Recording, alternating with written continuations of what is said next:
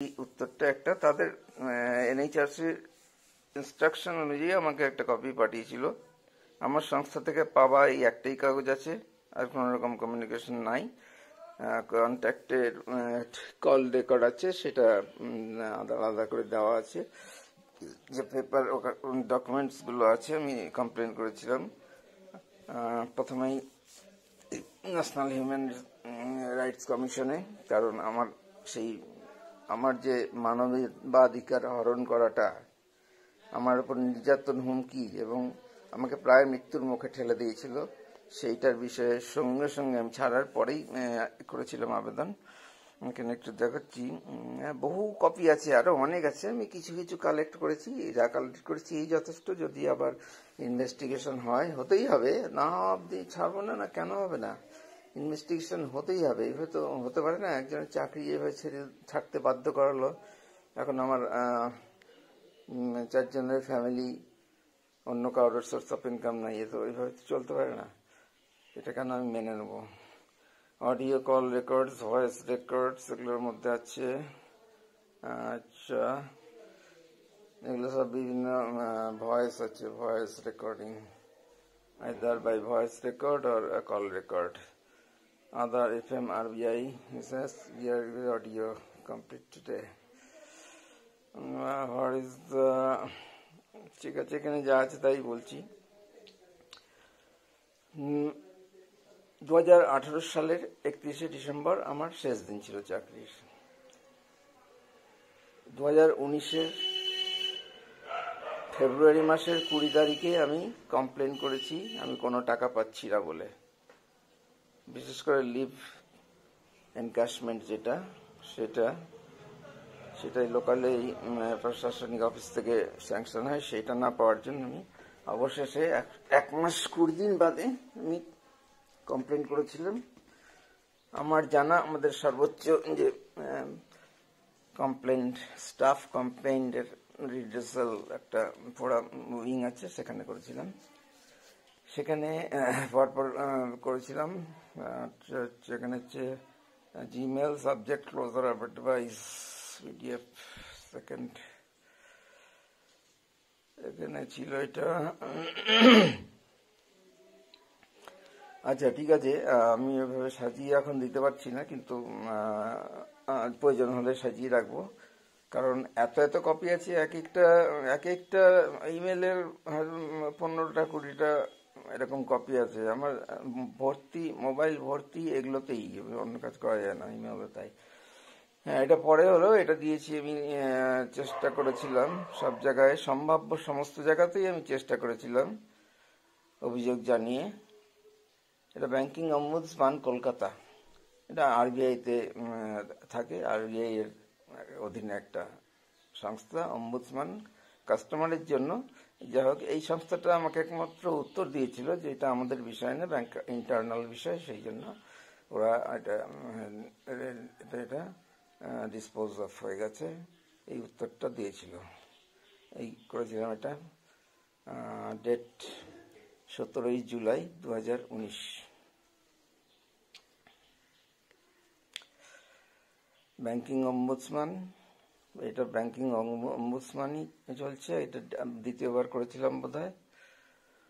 এটা হচ্ছে 4th কমপ্লেনটা হচ্ছে 4 নম্বরটা, যেটা আমি আমার অফিসের সংস্থায় করেছিলাম। এখানে মোটামুটি ভাবে ঘটনাটা লেখা আছে বলে পরবর্তীকালে সব জায়গাতে এইটাই আমি রেফার করেছি, সেই ফরওয়ার্ড করেছি বা অ্যাটাচ করে দিয়েছি। এটা অম্বুডসম্যানকে দেওয়া 15 জুন, অর্থাৎ ওইটা পরের, আগেরটা এটা আগের। 1 2 3 ব্যাংকিং অম্বুডসম্যান। আরেকটা আছে, এটা 15 জুন, এটা একই আছে, একই ডেটের। So I can delete this one. CCTV footage, points of incidence, এখানে খুলবে না। পয়েন্টস অফ ইনসিডেন্স,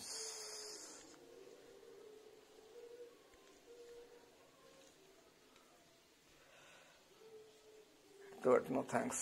আচ্ছা, এটা দরকার নাই, এটা আমার অ্যাসোসিয়েশনকে দেওয়া। নিকম অ্যাসোসিয়েশন কমপ্লেন টু আইবিএ, এটা পরে দিয়েছি এগুলো, ঠিক আছে আমি দেখিয়ে দিচ্ছি। এগুলো হচ্ছে না, আইবিএ হচ্ছে আমাদের দেশের সমস্ত সরকারি অধিগ্রহণ করা বা পুরোপুরি সরকারি বা পিএসইউ যেগুলো এর আন্ডারে পড়ে সমস্ত আর্থিক প্রতিষ্ঠানগুলোর জন্য যে তাদের কর্তৃপক্ষের যে ইউনিয়ন আছে সেটাকে বলে আইবিএ, ইন্ডিয়ান ব্যাংকস অ্যাসোসিয়েশন। এটা হচ্ছে, একে দিয়েছিলাম কমপ্লেনটা আইবিএ চেয়ারম্যানকে সেই সময়। এটা অনেক পরের কথা, কিন্তু পরে হলো আমি আগে দেখিয়ে দিচ্ছি, আমি খুঁজে পাবো না, এভাবে সাজানো হয়নি আমার। এটা 1 নভেম্বর 2019 এটা ইমেলটা দিয়েছিলাম, mail@iba.org.in। এখানে আমি উল্লেখ করে দিয়েছি যতগুলো আমি কমপ্লেন করেছি সরকারি ডিপার্টমেন্টে, সেগুলো উল্লেখ করে দিয়েছি। এটা কেউ ইচ্ছা করলে এখান থেকে এই ভিডিওটা থেকে পড়তে পারে, কারণ এত কিছু অ্যাটাচ করে দেওয়া যাবে না বা আপলোড করে দেওয়া যাবে না। এটা ভিডিও আকারে দিচ্ছি আমি, তো কোথাও স্টপ করে পজ করে নিয়ে অথবা পজ করে তারপরে স্ক্রিনশট নিয়ে এটাকে পড়তে পারে যে কেউ।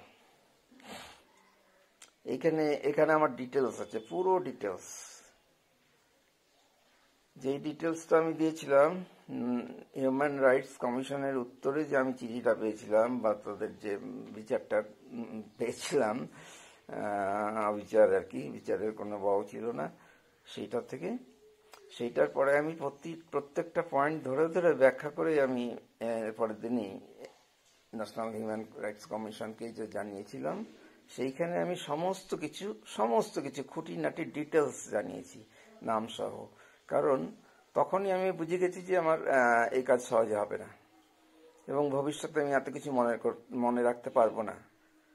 তখন আমার মনে করার জন্য আমাকে একবার পড়ে নিতে হবে, তাহলে আমি ভিজুয়ালাইজ করতে পারবো, তখন সেটা ঠিক আছে। এখনই তো হয়েছে, অনেক কিছু আমি মনে করতে পারছি না, কিন্তু পড়ে নিলে ভিজুয়ালাইজ করতে পারবো, তখন একদম পরিষ্কার মনে পড়ে যাবে।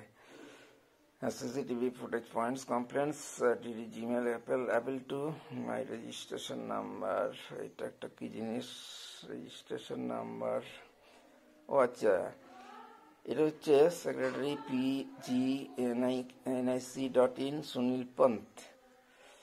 এটা হচ্ছে PMO PGE 2009-19 0336775।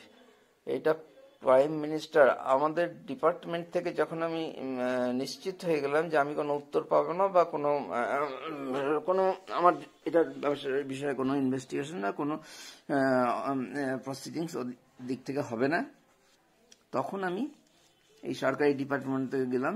প্রথমেই গেলাম প্রাইম মিনিস্টার্স অফিসে।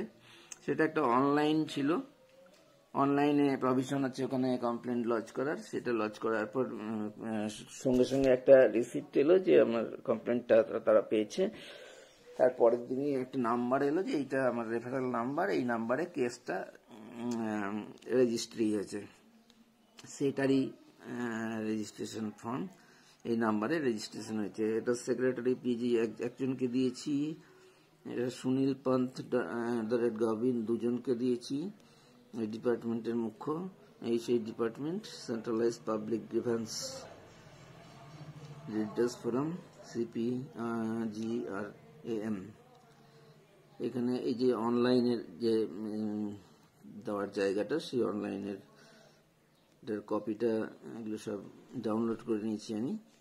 এখানেও কমপ্লেনটাই আছে, পুরো কমপ্লেনটাই।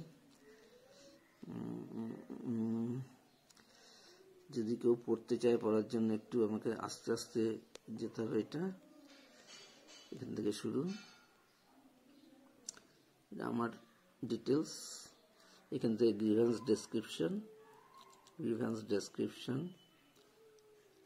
ডেসক্রিপশন একটা একটা করে পরপর পাতা পজ করে, অথবা পজ করলে তো শুধু এটাকে বড় করা যাবে না, জুম করা যাবে না, সেই জন্য স্ক্রিনশট নিয়ে দেখা যেতে পারে, অথবা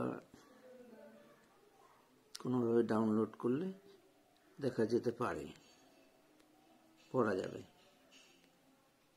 সমস্ত কিছু দিচ্ছি না, আমি মেন কিছুগুলো দিচ্ছি, কারণ আরো আমার প্রচুর করেছি, মানে কোনো জায়গায় আর বাদ নেই। এটার ডেট ছিল 20 আগস্ট 2019, মানে ব্যাংকিং অম্বুডসম্যানের পরে। প্রথমে ব্যাংকিং এর যে উইংগুলো সেখানে গেছিলাম, নিজের প্রতিষ্ঠান, ব্যাংকিং আইবি এর অম্বুডসম্যান, আরেক জায়গায় গেছিলাম রিজার্ভ ব্যাংক, সেটাও আসবে লিস্টের মধ্যে, তারপরে আইবিএ লাস্ট। এটা হচ্ছে ব্যাংকিং এর যে ডিপার্টমেন্ট, সেগুলোতে যাওয়ার।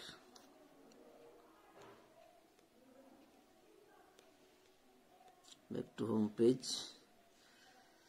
এনএইচআরসি। এটা ফরওয়ার্ড করেছি, সেই কপিটাই ফরওয়ার্ড করেছি যেটা human rights commission, national human rights কমিশনে আমি ব্যাখ্যা করে পাঠিয়েছিলাম প্রত্যেকটা পয়েন্ট ধরে ধরে। এটা action taken by the appropriate authority is not satisfactory and irrelevant with my complaint to NHRC dated this number 244. in description আছে, nothing is there in the letter sent by একজন যে authorized official পাঠিয়েছিল, তার designation দেওয়া আছে, white case LHO Kolkata about main part of my complaints for which I seek active intervention of the National Human Rights Commission। সেই বিষয়ে কোনো কিছু ছিল না, সেইটা জানিয়ে আমি এবার ওনাকে একটা একটা করে বিভিন্ন অ্যাটাচমেন্ট দিয়েছি। প্রথমে লিখেছি যে এগুলো বিষয় কিছুই নেই। এবার আমি সেই উত্তরের সেই যে লেটারটা পেয়েছিলাম, এবং এটাই একমাত্র রিটেন আমি কিছু পেয়েছি, যেটা বলতে পারি যে আমি ব্যাংকের কাছ থেকে পেয়েছি। Point number 1, it mentioned there that I opted for voluntary retirement from the bank's service with effect from 31st December 2018. My clarification, এটা পড়ে নিতে হবে, এত বড় নেই, যেটা হচ্ছে এইটা একমাত্র টেকনিক্যালি সঠিক পয়েন্ট। এইটা আমি তো মেনে নিয়েছি যে আমি যে গান পয়েন্টে, তখন আমার একমাত্র উদ্দেশ্য ছিল কি করে আমি পালাবো, বেরিয়ে যাব, আমার আর কোনো আর্থিক ক্ষতিটা যাতে না হয়, কোনোভাবে যেন আমার আর্থিক বিষয়টা কোনোভাবে যেন আটকে না যায়, সেই একমাত্র উদ্দেশ্য নিয়ে মুখ মানে জোর করে মুখ বন্ধ করে আমি সব সহ্য করে গেছি। আর বেরানোর পরে এটা করেছি পয়েন্টগুলো। অ্যাটাচমেন্ট 3, প্রত্যেকটা পয়েন্টকে আমি ডিটেলসে ব্যাখ্যা করেছি, ব্যাখ্যা করলে বুঝে যাবে যে তাদের উত্তর না। এখানে পয়েন্ট নাম্বার 2 নম্বর পয়েন্টে যে কথাটা ছিল তাদের সেই লেটারে is mentioned that at the time of evaluation of my VR application I had been called for an exit interview on this day, wherein I had documented the reason for leaving the job due to personal reasons। সেরকম কিছু নাই, ওরা দিয়েছে। এটা সম্পর্কেও বিস্তারিত আমি লিখেছি, এটাও পড়তে গেলে ছোট করে দিলাম, স্ক্রিনশট চলে আসবে।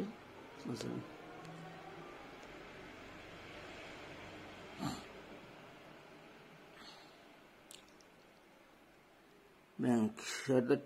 At that time, my only intention was to quit from bank, to get rid of those continuous hammering by those terrible persons.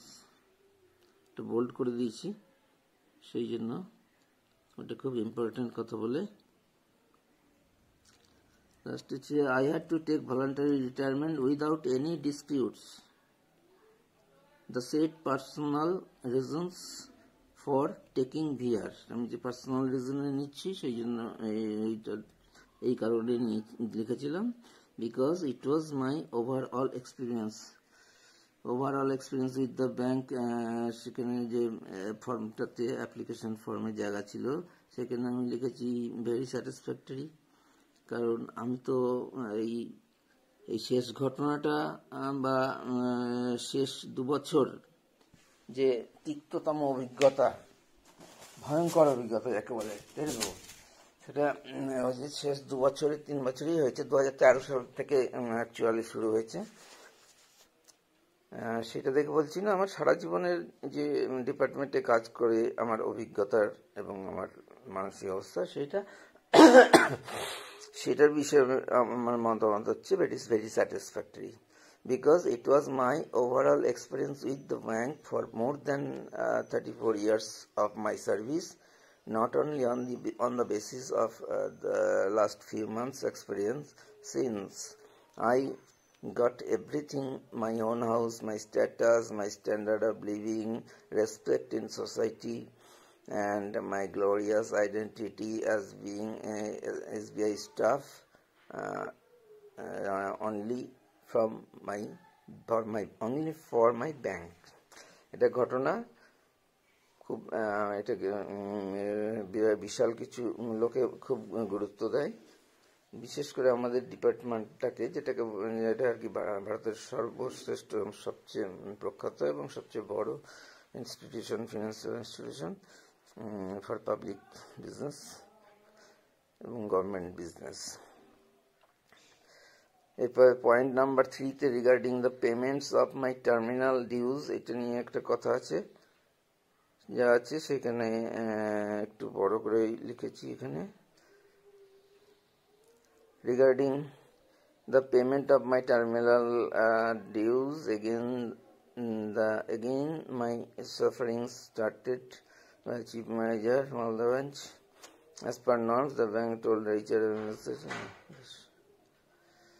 এটা পয়েন্ট নাম্বার 2 থেকে। ওই লেটারটাও আমি দেখাবো, ওই লেটারটাও পড়া যাবে, তাহলে এখান থেকে পড়ে বোঝা যাবে যে কার উত্তর দিয়েছি আমি। তারও সাপেক্ষে আমি যে ডকুমেন্টারি এভিডেন্স দিয়েছি সেটা অ্যাটাচ করে দিয়েছি নাম্বারিং করে অ্যাটাচমেন্ট নাম্বার 9 and 9A, যে দুটো রিপোর্টের ভিত্তিতে আমাকে এই ডিসিশনটা আমাকে জানিয়েছিল বা NHRC-কে জানিয়েছিল। পয়েন্ট নাম্বার 4-এ আছে, at any shortfall in cash at the end of the working day arising out of the usual banking transactions by any cashier must be indemnified to the bank in full. অর্থাৎ যে শর্টফলটা হবে সেটা সংশ্লিষ্ট স্টাফকেই দিতে হবে। সেই অনুযায়ী আমি দিয়েছি, যেটা আমি অ্যাজ পার ব্যাংকস প্র্যাকটিস বলেছিলাম, এবং আমাকে প্রথম দিন যে প্রচণ্ড ভয়ানক ধমক চমক দিয়েছিল সেই দিন যে কথাটা বলছিল যে এটা সেকেন্ড অপশান, এটা না sir, make good is the second option. তাহলে সেই আমার দোষটা, সেখানে আমার কোনো ভুল নাই, চিঠি লেখা আছে।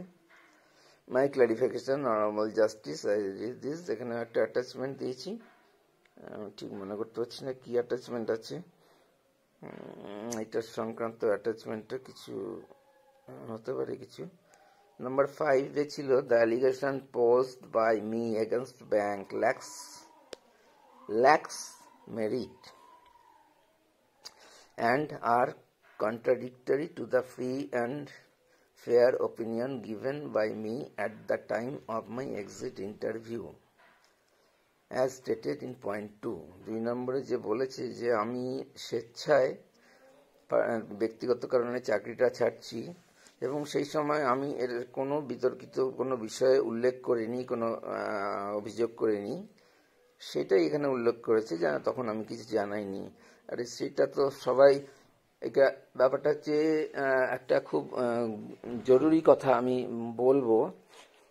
আমি মাঝে মাঝে লিখেছি ফেসবুকে বিভিন্ন জায়গায়, এক সময় একটা নাটক কিংবা সিনেমাতে দেখেছিলাম, মুভিতে নকশাল পিরিয়ড সম্পর্কে একটা, সেখানে একজন খুন করেছে একজন আরেকজনকে, তাদের দুজনের মাস্টারমশাই, যে তখনকার দিনে মাস্টারমশাই বলতো, মাস্টারমশাই শ্রদ্ধেয় মাস্টারমশাই বয়স্ক সৌমিত্র চট্টোপাধ্যায় বোধহয়, সেখানে একজন অন্যজনকে খুন করেছে, সেটা ওই মাস্টারমশাই দেখতে পেয়েছে, এবং যে খুন করলো সে দেখতে পেয়েছে যে মাস্টারমশাইটা দেখলো। তখন তাকে যে হুমকিটা দেওয়া হয়েছিল, এসে মাস্টারমশাই আপনি কিন্তু কিছু দেখেননি, মাস্টারমশাই আপনি কিছু দেখেননি, মাস্টারমশাই আপনি কিন্তু কিছু দেখেননি, মানেটা সোজা, আপনি এমন কিছু বলবেন না যে আপনি এই বিষয়ে কিছু জানেন। সেরকমই এখানে আমার ব্যাপারটা নিয়েও একটা খুব সুন্দর মন্তব্য, মাঝে মাঝে আমি ব্যবহার করে থাকি বিভিন্ন কারণে। সবাই জানে কিন্তু কেউ জানে না, সবাই শুনেছে কিন্তু কেউ শুনেনি, সবাই দেখেছে কিন্তু কেউ দেখেনি। এটা খুবই অ্যাপ্রোপ্রিয়েট কথা। সেই সময় যে আমার ইন্টারভিউ নিয়েছে, যে স্যাংশন করেছে, তখন প্রশাসনিক অফিস স্যাংশনিং অথরিটি, সে সবাই জানে, এমন কেউ জানে না। এবং সেই জন্যই আমার সঙ্গে কেউ ওই বিষয়টা কোনো উচ্চারণই করে না, জানে না, অবশ্যই জানে। কিন্তু আমি সেই সময় তো বলা সম্ভব না বলে ওইটা বলিনি, কারণ আমার হাতে প্রুফ আছে, মানে এতগুলো প্রমাণ আছে, অফিসে সিসিটিভি ফুটেজ আছে, ফুটেজটাকে এড়িয়ে গেলে তো হবে না। ওই বিষয়ে কোনো সংক্রান্ত কোনো কথাই নেই, বকাঝকার করার দিনেও কথা নেই। তবে ওখানে অনেক কথা আছে যাতে স্বীকৃতি দেওয়া হয়েছে যে চুরিটা হয়েছিল, টাকাটা দেবে বলে রেডি করেছিল, কোনো এক কারণে দেরি হচ্ছিল, আমি একটা কিছু করেছি, তার জন্য এই হয়েছে। এই বিষয়ে আমি আমার ক্লারিফিকেশন আছে। I did not complain against our bank because as I know and believe at my best, যে বোল্ডে যেটা লিখেছি, bank has no such rules to suppress a clear evidence of money stolen. Firstly,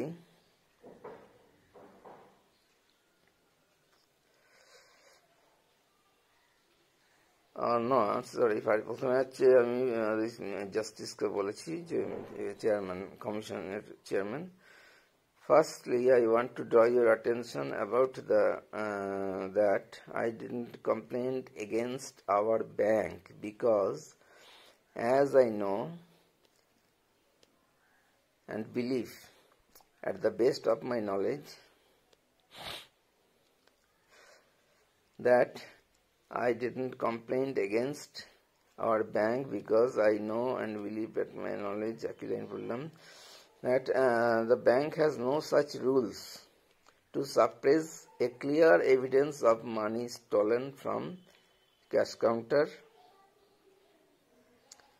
which is very clearly found from the CCTV footage, and to start unbearable torture and threatening until the cashier concerned compelled to quit from service to save own life and the family from ruined.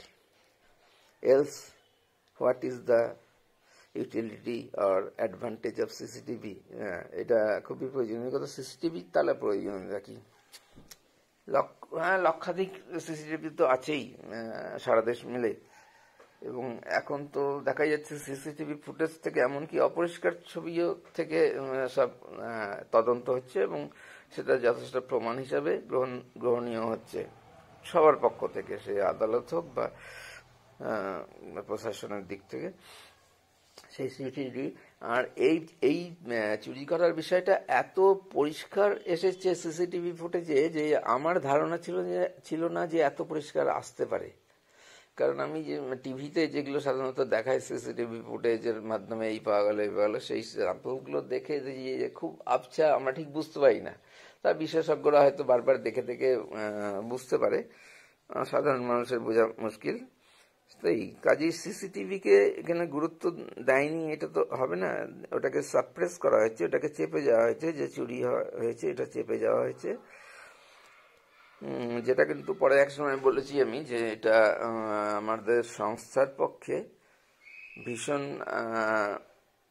খ্যাতির হানি ঘটাবে, যে খ্যাতি আছে, ফেম আছে সেটার, এবং যে security, যে এই জায়গাটায় এই আর্থিক প্রতিষ্ঠানে এরকম চুরি করলেও, সিসিটিভি ফুটেজে ধরা পড়লেও কিছুই হয় না, চোরকে কিছু করে না, উল্টে যার কাউন্টার থেকে হবে তাকে যায়, এরকম এগুলো অন্য জায়গায় আমি বলেছি। The allegation imposed by me against the particular chief manager and other officers, and not at all contradictory, আমি রিপিট করছি, and the other officers, and not at all contradictory, because the reason for opting voluntary retirement and opinion given by me at the time of my interview is very true and correct in all respect. Yes, I didn't mention anything about the mischievous happenings I had with the bank. এখানে আরেকটা বোল্ডে কিছু লিখেছি, বোল্ডে মানে important কিছু জায়গা। for the reason to avoid inviting further problem about having VR and the terminal benefits without any obstructions. এটাতে আরো কিছুটা আছে, respected justice sir, it is most important and surprising that how the conclusion reached by the bank that my allegations lacks merit and void. এটাও ভীষণ অপমানজনক। এইটা যারা দেখবে সে তো ধরে নিবে যে এক নম্বর হচ্ছে এইটা কারণটা বিশ্বাসযোগ্য না, কেউই বিশ্বাস করে না। আমি কথা বলে যখন বলি তারা আগ্রহ হারায় অথবা উল্টো প্রশ্ন করে, আপনাকে ছাড়া ইয়ে করে দিল, সাসপেন্ড করে দিল, উল্টো বোঝে আর কি। আমার তখন আবার তাকে বোঝাতে হয় যে দেখ তাহলে আমি আর বলবো কেন তোমাকে ঘটনাটা যখন বলি অনেকে বুঝতে পারে না। সেই জন্যই ফেসবুকে লিখে দিয়েছিলাম যে এই ঘটেছিল, আমার রিটায়ারমেন্টের লেটারটাতেই লিখে দিয়েছি, সেটা এখানেও আছে, এখানে তো থাকবেই অবশ্যই। কনক্লুশন রিচ ব্যাংক, এবং এমনকি সেটা আমার আত্মীয় স্বজন পাড়া প্রতিবেশী বিশ্বাস করবে না। আমার তো মনে হয়নি কেউ বিশ্বাস করেছে, আমার একদম বাড়ির মানুষ ছাড়া, আমার নিজস্ব ফ্যামিলি 4 জন ছাড়া কেউ বিশ্বাস করেছে বলে আমি মনে করি না। কারণ এটাও আমি লিখেছি যে আমি হলে বিশ্বাস করতাম না। এই কথাটা কেউ গল্প করলে বলতে হয় দুর্নীতি করেছে, তছরূপ করেছে, এরকম চুরি হওয়ার নাম করে এটা চাকরিতে চলে গেছেন, বরখাস্ত হয়েছে না ছাড়ে, মানে এইসব বলছে অন্যের নামে। কাজেই লোকজনকে দোষ দিব না। এখানে আমার বিশাল একটা অখ্যাতি, যাকে বলে খ্যাতি নষ্ট, ডিফেমেশন, সেটা হয়েছে। আমি চেয়েছিলাম most important and surprising how the conclusion reached by the bank, my allegation lacks merit and void. Even without going through any investigation, vigilance inquiries, interrogations, proofs, and evidences, and above all, without talking or asking about the incidents to the victim or complainant, that is myself here, and of course, not contradictory to the free and fair opinion given by me at the time of my exit interview, all I stated is absolutely correct and true. Nothing could be changed by me as I stated. Only I had to avoid mentioning anything disputed for the smooth exit and to have all the superannuation benefits without any resistance. একটু কি লিখেছি কিনা bold আছে, honourable justice sir, in addition to my clarification of the bank's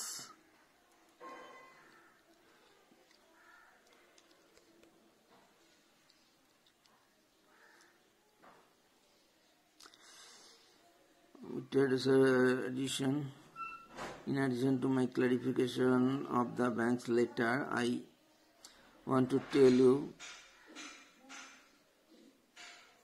something more which are omitted or avoided about the main and specific allegations in my complaints to the Commission with the appropriate reason.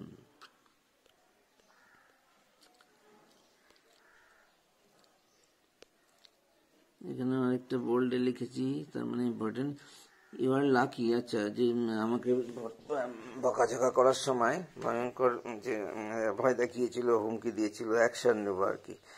You are lucky enough that the customer is a very good person since he didn't tell anything against you in a customers meet with the RM. because his employee stolen the money and I had to make good from my own fund. এটা ব্র্যাকেটেরটা আমার উত্তর। তো উনি এত ভালো লোক যে ওই মিটিংয়ে উনি কিছু বলেননি, যেন আমি কালপ্রিট। সব কিছুতে মনে হবে যে আমিই কালপ্রিট, আমার যে ব্যবহারটা পেয়েছি সব কিছুতেই আমিই কালপ্রিট মনে হচ্ছে। কিন্তু কালপ্রিট তো সেই সময় আসলে চোরটাকেই কালপ্রিট বলেছি সবসময় আমি। পরবর্তীকালে এখন আমি আরো কাউকে কাউকে বলতেই পারি কালপ্রিট বা ক্রিমিনাল, কিন্তু যা আমি ব্যবহার পেয়েছি এটা আমাকে খুন করাই হয়েছে, আমাকে খুন করা হয়েছে, খালি বডি হয়নি, বডিটা আছে, এই সমস্ত দিক থেকে আমাকে ধ্বংস করে দেওয়া হয়েছে। সুতরাং এটা যাদের জন্য করা হয়েছে তাদের নিশ্চয়ই আমি জেন্টলম্যান বলতে পারবো না। এটা ছবিটা নেওয়ার জন্য এটাকে ছোট করলাম, এখান থেকে শুরু করে পড়তে পারার জন্য। এই এক একটা পেজ করে স্ক্রিনশট নিলে তো বেশ পড়া যাবে, তখন জুম করে পড়া যাবে, বা ল্যান্ডস্কেপ করে নিলে আরো পরিষ্কার পড়া যাবে।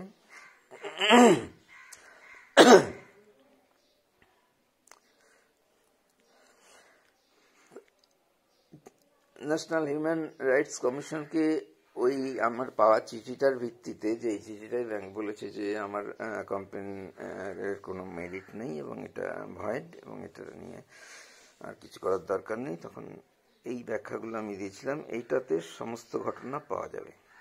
পরবর্তীকালেও আমি এটাই ব্যবহার করেছি, যে এখানে সবকিছু দেওয়া, ওই অ্যাড্রেস সহ। এখানে সবুজ গ্রিনে কি লিখেছিলাম, it is my earnest appeal once again to the commission to look after and take active measure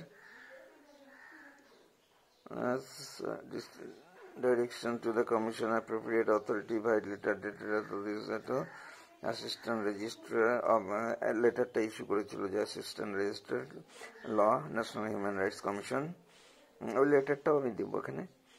For taking appropriate action, but only sent a formal letter without mentioning about any action or clarification about the main part of my complaint. I have full confidence on the NHRC for fair and neutral verdict for appropriate action by the appropriate authority.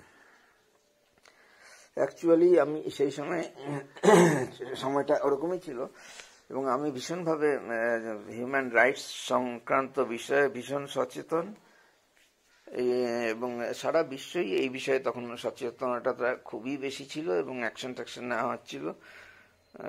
এই জন্য আমি খুব ভরসা করেছিলাম এইটার উপরেই, যে আমার হিউম্যান রাইটসের তদন্ত অনুযায়ী ওরা যা পাবে হিউম্যান রাইটস ভায়োলেশন করা, সেটার উপরে আমি খুব গুরুত্ব দিয়েছিলাম। কারণ তখন আমার কাছে এইটাই সবচেয়ে ক্ষতিকর ছিল।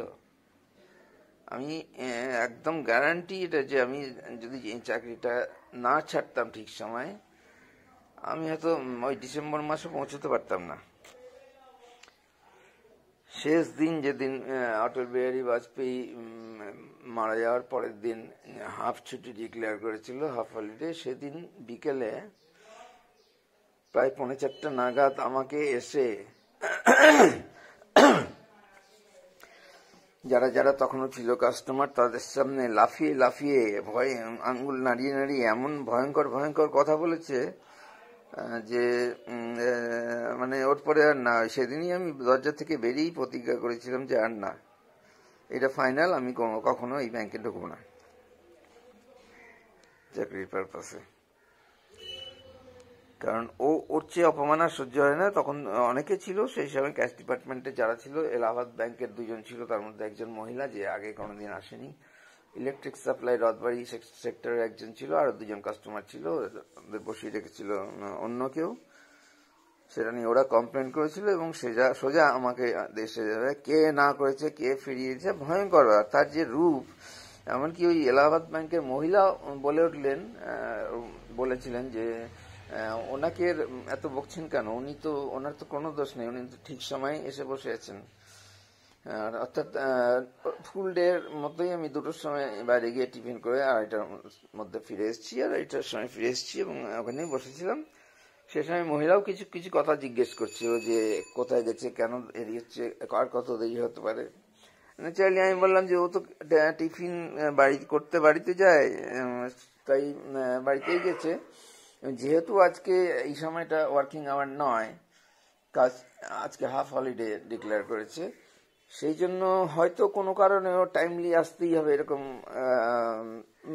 এইভাবে এটা দিকটা ভাবেনি, অন্যটাই ভেবেছে যে আজকে আমরা তো এটা এক্সট্রা কাজ করছি, তো আজকে আমি একটু পরে গেলেও ক্ষতি নাই, বা কোনো কাজে আটকে গেছিল, এইসব আমি উত্তর দিয়েছি, সবকিছুই উত্তর দিয়েছি। উনি স্যাটিসফাইড হয়েছেন, সেই জন্যই উনি বলেছিলেন যে এনার তো কোনো দোষ নেই।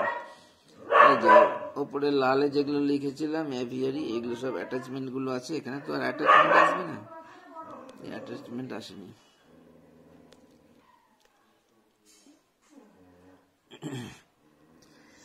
Complain to IBA, complain to banking ombudsman. আচ্ছা, আইবিএ হচ্ছে এখানে ফিনান্স মিনিস্টার,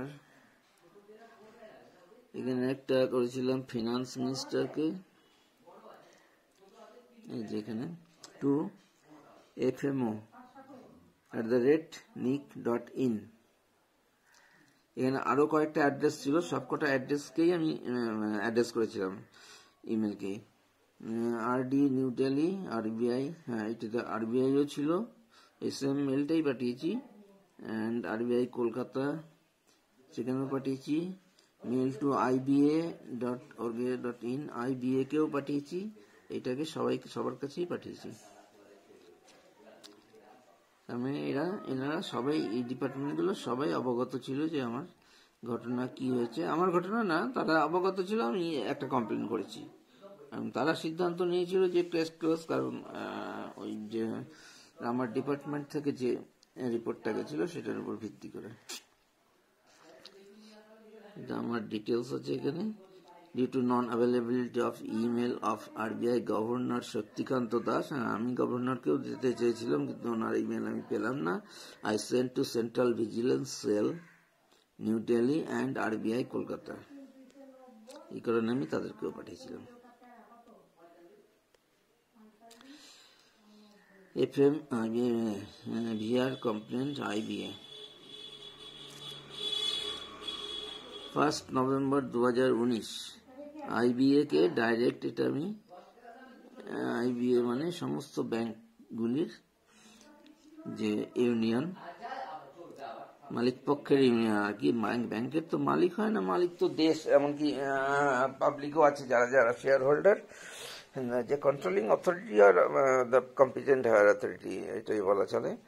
সেখানে আমি IBA কে দিয়েছিলাম টু mail@iba.org.in, রেফারেন্স নাম্বারগুলো তুলে দিয়েছিলাম।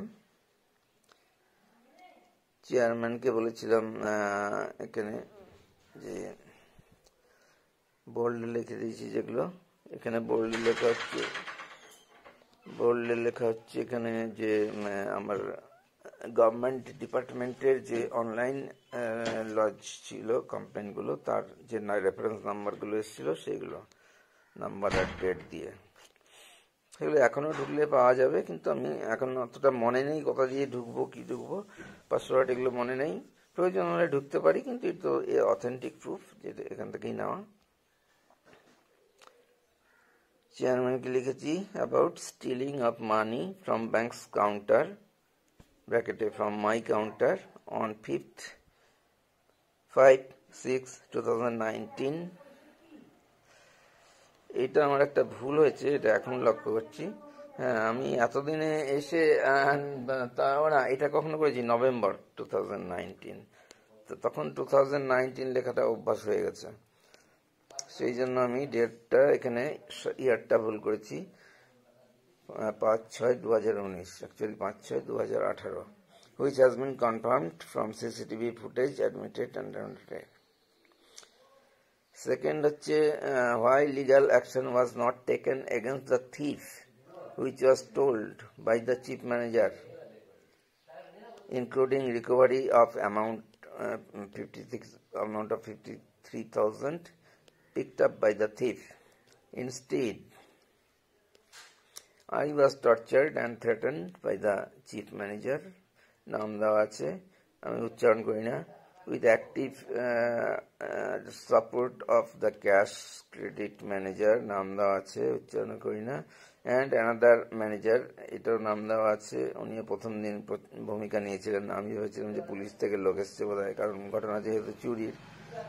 পরে জানলাম যে উনি অফিসে জয়েন করেছেন অফিসার হিসাবে. তো এটা সেদিন ওনার ভূমিকাটা ভালো ছিল না, যথেষ্টই খারাপ ছিল. দোষারোপ করলে আমি 100%-এর মধ্যে দোষারোপটা ভাগ করব 60-30-10. 60 যে head of the department, 30 section loan সেকশনের ম্যানেজার, 10 এই থার্ড যে যাকে নতুন দেখলাম. দেন এরা কি করলো, toleration, beyond toleration. They started torturing me and in a rapid increasing manner up to the extreme level which was beyond toleration of my body and mind at this age, and for having anxiety related diseases and phobia from my office. More specifically, phobia টা হচ্ছে ব্র্যাকেটে লিখে দিয়েছি, from the head of the department. তার ডেজিগনেশনটা দেওয়া হয়েছে, অনেক সময় ভুল করে উচ্চারণ করে দিচ্ছি. ওগুলো কিছুই আমি বলতে মানে ইচ্ছে করে না, মুখে আসে না, মুখে আনতে চাই না. হেড অফ দ্য ডিপার্টমেন্ট যে ডেজিগনেশন সেটা দেওয়া আছে. For which I had no other option but to only to quit or die. এটা ঘটনা এবং এর বাইরে আমার হাতে কোনো ছিল না option, either quit or die. মানে আমি যদি চাকরি না চাই তাহলে আমি মারা যেতাম. এবং অবশ্যই লাস্ট ডিসেম্বর অব্দি আমি পৌঁছাতাম না. আমার যা বুঝতে পারতাম ভয়ঙ্কর অবস্থা তখন. I was terrified strongly and compelled to decide to taking voluntary retirement before 25 months. This আমার লসটা উল্লেখ করেছি. 3-তে এই জিনিসগুলো আমি সলিউশনগুলো চেয়েছিলাম পয়েন্ট ভাগ করে, যে এই জিনিসগুলোর ব্যাখ্যা বা উত্তর পাইনি এবং এগুলো বিষয়ে আমার দৃষ্টি আকর্ষণ করছি. Why I was tortured and threatened by the head of the department mentioned above without any fault from my end. Even ব্র্যাকেটে লিখেছি, even if I had any fault, there are process for disciplinary action to be taken by the proper way, step by step, from issuing a show cause memo, then investigations, etc., which is a lengthy process. But nobody could have the right to torture and threaten to any employee, staff of any rank. সুতরাং আমার সংস্থার নিজস্ব পদ্ধতি আছে. আমি আবার এর আগেও দুবার এরকম হয়েছে, দুবার খেয়েছি, আমার কোনো দোষ নেই, সেই জন্য ওগুলো ছাড়া পেয়ে গেছি. কিন্তু তার জন্য আমাকে প্রচুর টেনশন বিয়ার করতে হয়েছে এবং আমার এতগুলো রোগ ধরে গেছে, কারণ আমি যেটা করিনি সে বিষয়ে আমি মাথা নত করতে পারি না. যদি বলে যে একটু ক্ষমা চেয়ে নাও তাহলে তো মিটে গেল ব্যাপারটা, কিন্তু ক্ষমা চাইবো কেন, এটা ঠিক না বেঠিক, এর উত্তরে কেউ আর বেঠিক বলতে পারে না. আমি যেটা করেছি সেটা ঠিক. এই অবস্থায় আমার এই সংস্থাতে আমার হয়েছিল. Why appropriate action should not be taken by the bank against those particular officers for such a severe kind of mental torture and threatening to an employee of the bank, I myself here, by violating the human rights extremely by several angles against me, by creating a situation of die or quit. I already lodged complaint to the National Human Rights Commission. আচ্ছা, এটা তো IBA কে লিখছি, আমি national human rights কে যেতে দিয়েছিলাম.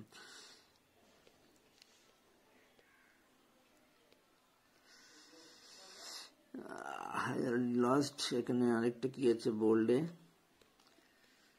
Without violence বোল্ডে লেখাটা আমি পড়ে দিচ্ছি কারণ এটা নিশ্চয়ই খুব জরুরি কথা। Bank mentioned that there is lack of merit of my complaints. Without any village vigilance, inquiries, investigations properly, even I was not communicated or interrogated and given the scope to submit evidences, proofs, etc. about the whole incident, and where not a single word mentioned, why not a single word was mentioned about the stealing of money, CCTV footage as a proof of the stolen of money from bank's counter, or about the inhumane torture and threatening to a senior staff member, although senior or junior, it doesn't matter. Instead, they clearly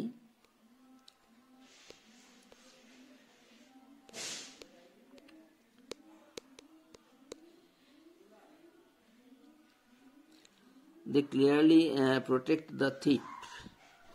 They clearly protect the thief since he is an employee of a very important customer. নিশ্চয়ই সবাই বুঝতে পারছি। আরেকটা জায়গায় লিখেছি তারপরে, a thief stolen money from bank's counter captured clearly in CCTV footage, but the criminal been freed from any punishment in exchange of sacrificing a senior staff service. মানে আমার সার্ভিসের বিনিময়ে সেই চোরটাকে তারা বাঁচালো একজন সিনিয়র স্টাফকে চাকরি ছাড়া করে।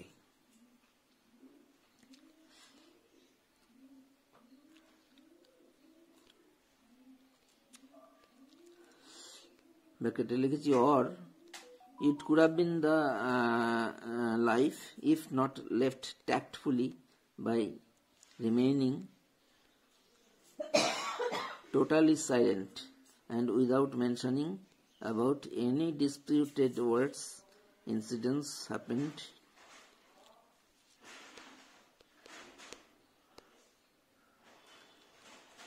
with me, having excellent track record.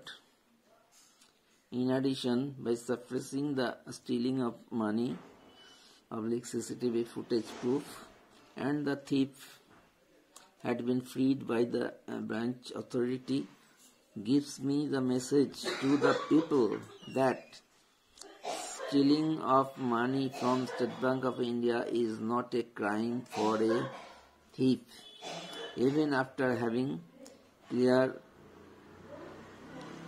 proof captured by the CCTV. Rather, the victimized staff of the theft would be punished up to the end of service or life permanently. And why all categories of employees and officers need to take oath of bank's security in all respect on several times in every year by the instruction of the higher authority. এটা কখনো কখনো এক মাসে দুবার তিনবারও হতো। আমরা সবাই এক জায়গায় সমবেত হয়ে কাজ শুরু করার আগে, ওই সময় কাস্টমারদের দাঁড়িয়ে থাকতে হতো, কাজ শুরু করার আগে আমাদের সব জায়গায় এক জায়গায় ওথ নিতে হতো যে এই প্রতিষ্ঠানের সিকিউরিটি ব্যবস্থা নিয়ে। সিকিউরিটি ব্যবস্থার মধ্যে কি পড়ে? অবশ্যই ক্যাশ কাউন্টারের এবং ক্যাশ ডিপার্টমেন্টের নিরাপত্তার বিষয়টা, গার্ডের বিষয়টা, পাসওয়ার্ড যেন কেউ কাউকে না দেয়, একজন অন্যকে না দেয়, এবং টাকা চুরি হয়ে গেল সিসিটিভি ফুটেজ। এটা নিয়ে আমি আর কি বলবো, এটা তো আমার মতে এটা সবচেয়ে বড় বিষয় যে সিসিটিভি সবাই রাখে, এখন কোনো ইন্ডিভিজুয়াল পার্সন রাখে, বাড়িতে বা দোকানে রাখে, একই কারণে যে চুরি হলে চোর ধরা পড়বে এবং এটা গ্রহণযোগ্য প্রমাণ, evidence. Why I should not be, এগুলো আমি পড়তে চাচ্ছি না, এগুলো বোল্ডে যে লেখা আছে সেগুলো আমি একটু সুযোগ দিইনি। আমি যে পড়ছিলাম পড়ার সময় আমাকে যেহেতু বোল্ড করে নিতে হচ্ছিল, জুম করতে হচ্ছিল, সেই জন্য বেরিয়ে যাচ্ছিল, সেই জন্য দেখতে বা পড়তে অসুবিধা হতে পারে, আমি আরেকবার দিলাম।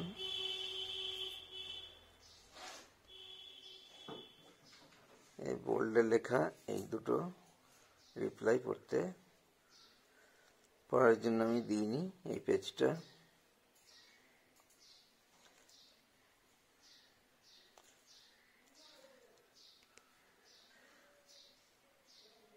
এবং এই 2 নম্বর পেজটা।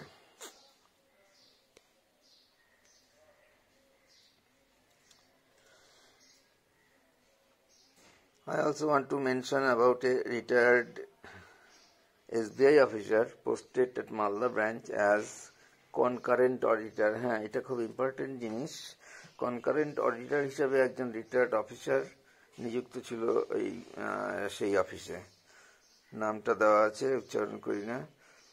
who sincerely, as I felt, watch and check about every work to report the bank's higher authority about the fairness and correctness of every work done at the branch.